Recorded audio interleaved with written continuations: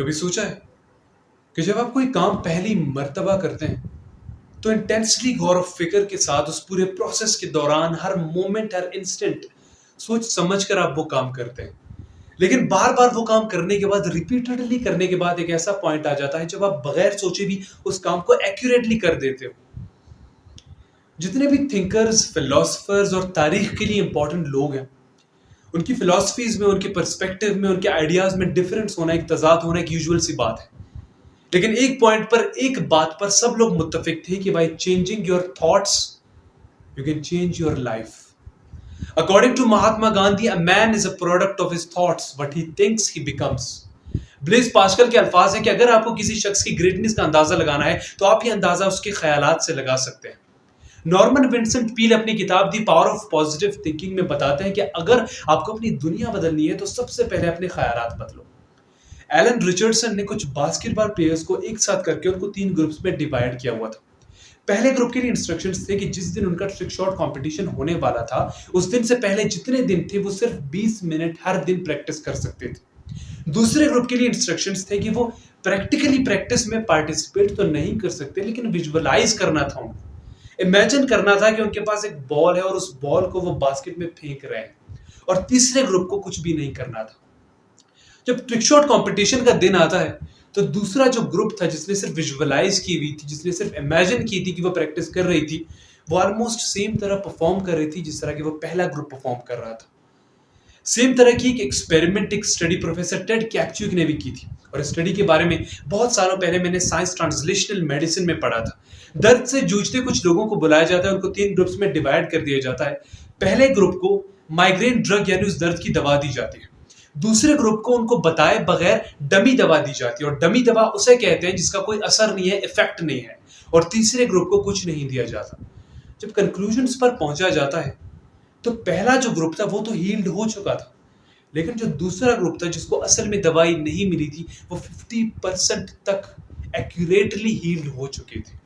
आज की ज़बान में इसे प्लेसिबो इफेक्ट कहा जाता है।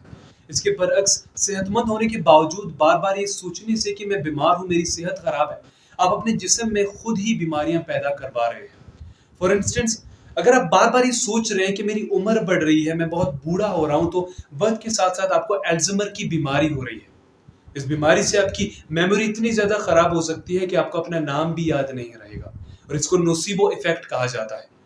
बुद्धा ने कहा था कि आज आप जो कुछ भी हैं आप अपने गुजरे कल के ख्यालात की वजह से, और आपका फ्यूचर डिपेंड करता है, आपका आने वाला कल डिपेंड करता है कि आज एट द मोमेंट आप क्या सोच रहे हैं। एक तरफ ख्यालात है, थॉट्स हैं, आपका दिमाग है, और दूसरी तरफ जिंदगी है। एक तरफ परसेप्शन है तो दूसरी तरफ रियलिटी है। लेकिन इनके दरमियान जो ताल्लुक है उस ताल्लुक को ना ही हमें कोई सिखाता है और ना ही हम खुद कभी जानने की कोशिश करते हैं। आज आप जो कुछ फील करते हैं, जो कुछ महसूस करते हैं, एक्सपीरियंस करते हैं, उसकी सबसे बड़ी वजह आपके ख्यालात हैं। अगर आप खुश हैं तो इसकी वजह यह है कि आपके ख्यालात ने आपके दिमाग को सेटिस्फाइड रखा है, और अगर आप परेशान हैं इसकी वजह यह है कि कुछ ऐसे ख्यालात हैं जो आपके माइंड को डिस्टर्ब कर रही है। ये कॉन्सेप्ट हमारी इंसानी ज़िंदगी के एक बहुत बड़े सवाल का जवाब भी दे देती है कि क्यों कुछ लोग मटेरियलिस्टिक कंफर्ट होने के बावजूद, पैसे होने के बावजूद हमेशा खुश नहीं हो पाते, और क्यों कुछ लोगों के पास कुछ नहीं होता फिर भी वो हमेशा सेटिस्फाइड होते हैं अपनी ज़िंदगी से, अपनी लाइफ से, अपने अपने सोर्सेज से। इसकी वजह यह है कि बाहरी जो फैक्टर्स हैं वो कभी डिपेंड करते ही नहीं है, बल्कि डिपेंड ये करता है कि आप अपने दिमाग में क्या चीज़ें डाल रहे हो, और आपका दिमाग किन चीज़ों को प्रोसेस कर रहा है, आपका इनपुट क्या है, क्योंकि उसी के अकॉर्डिंग हमेशा आउटपुट आपको मिलता है।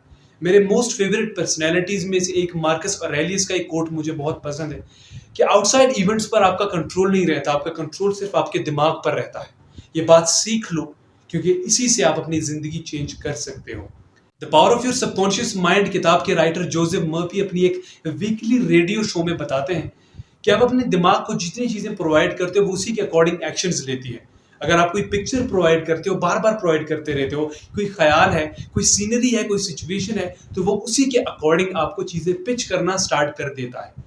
इसका फिनोमेना सिंपली कुछ यूँ है कि अगर आप कुछ सोचते हो तो आपका दिमाग उसको प्रोसेस करके एक इमोशन में चेंज कर देता है। वही इमोशन आपको बिहेव करने पर मजबूर कर देता है, और आपके बिहेवियर से ही आपकी रियलिटी जन्म लेती है, आपकी रियलिटी पैदा हो जाती है। ये सिंपल सा फिनोमेना है, लेकिन इनडायरेक्टली देखो तो ये हमारी पूरी लाइफ को कंट्रोल कर रही होती है। इस शो के बाद जोसेफ मर्फी को बहुत सारे हजारों की तादाद में लोगों ने लेटर्स लिखे थे, जिनमें वो बताते हैं कि इस कॉन्सेप्ट पर अमल करने के बाद वो अपनी जिंदगी में वो तमाम चीजें हासिल कर चुके हैं जिनके बारे में वो कभी सोचा करते थे। इस बुक को पढ़ने के बाद मुझे रियलाइज हुआ कि हमारे दिमाग का जो हिस्सा जिस पर हम कभी जोर नहीं देते, असल में वो सबसे ज्यादा पावर रखता है। अगर हम पॉजिटिव चीजें डालते हैं दिमाग में तो पॉजिटिविटी मिलती है, अगर नेगेटिव चीजें डालते हैं तो नेगेटिविटी एज एन आउटकम मिलती है। ये हम पर डिपेंड करता है कि हम अपने दिमाग को कौन सी चीजें खिला रहे हैं। और अपनी डाइट पर ध्यान देने से पहले, अपने आउटर फैक्टर्स पर ध्यान देने से पहले ये ज़रूरी है कि हम अपने दिमाग को क्या चीज़ें खिला रहे हैं, हम इस पर जोर दें। क्योंकि किसी ने बहुत खूब कहा है, you and I are not what we eat but we think.